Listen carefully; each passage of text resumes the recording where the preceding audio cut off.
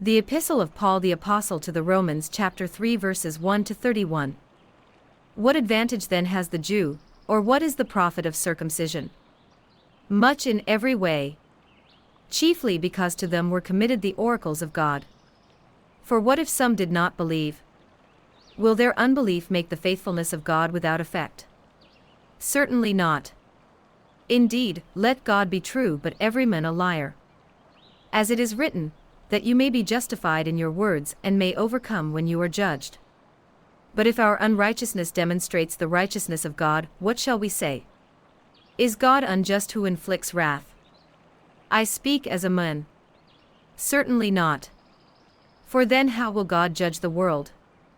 For if the truth of God has increased through my lie to his glory, why am I also still judged as a sinner? And why not say, let us do evil that good may come? As we are slanderously reported, and as some affirm that we say, their condemnation is just. What then? Are we better than they? Not at all. For we have previously charged both Jews and Greeks that they are all under sin. As it is written, there is none righteous, no, not one. There is none who understands, there is none who seeks after God. They have all turned aside, they have together become unprofitable. There is none who does good, no, not one. Their throat is an open tomb, with their tongues they have practiced deceit, the poison of asps is under their lips. Whose mouth is full of cursing and bitterness. Their feet are swift to shed blood. Destruction and misery are in their ways. And the way of peace they have not known. There is no fear of God before their eyes. Now we know that whatever the law says, it says to those who are under the law, that every mouth may be stopped, and all the world may become guilty before God. Therefore by the deeds of the law no flesh will be justified in his sight, for by the law is the knowledge of sin. But now the righteousness of God apart from the law is revealed, being witnessed by the law and the prophets.